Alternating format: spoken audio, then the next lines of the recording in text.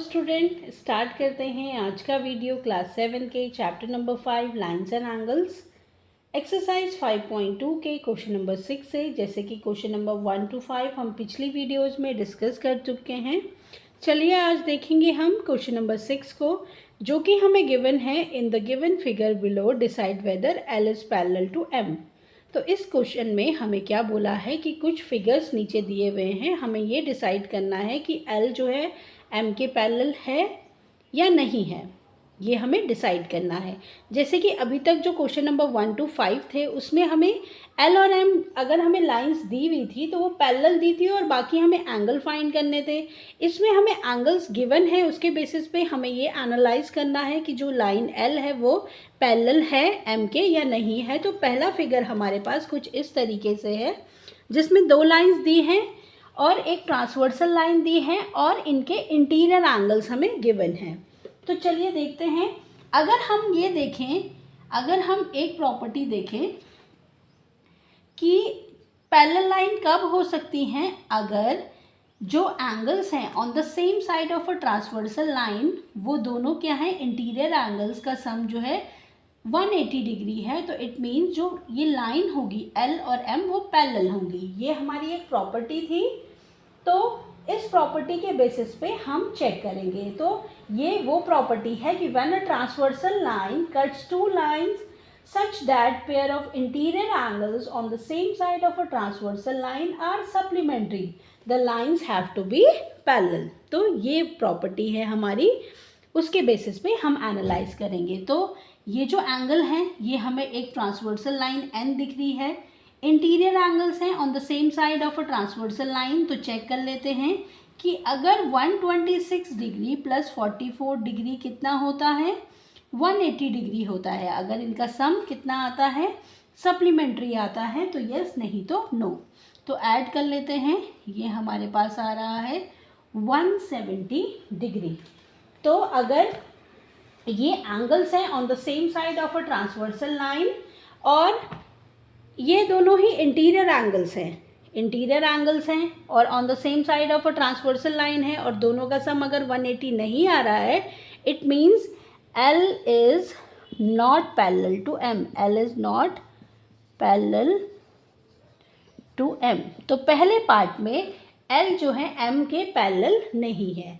अब second part में हम देखते हैं। सेकंड फिगर कुछ इस तरीके से हमारे पास गिवन है, जिसमें कि L और M दो लाइंस दी हुई है और एक ट्रांसवर्सल लाइन हमें दी है N।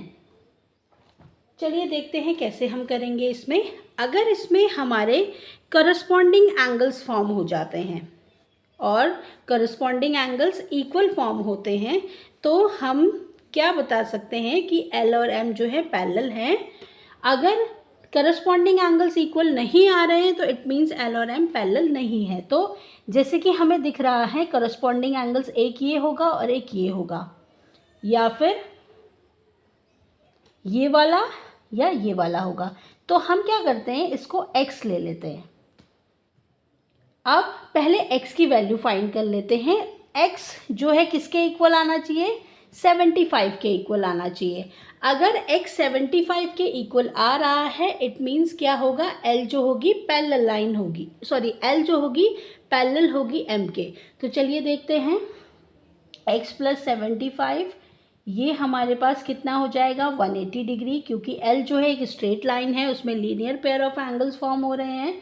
तो इसके लिए हमने रीज़न लिखा लीनियर पेयर एंगल्स।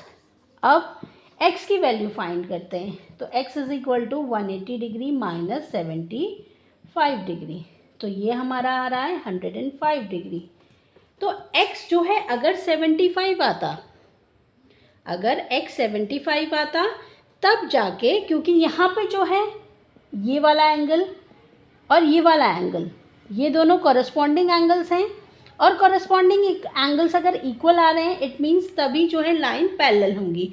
तो इसमें भी जो होगा हमारा आंसर होगा L is not parallel to M।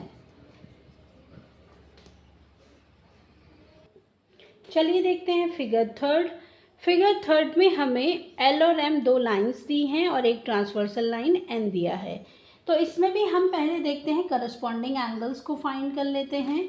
तो इसमें या तो हम क्या कर लें, वर्टिकली अपोजिट एंगल से भी हम कर सकते हैं, पर हम क्या करते हैं करस्पॉन्डिंग एंगल से ही देखते हैं। तो इस वाले एंगल को x ले लेते हैं।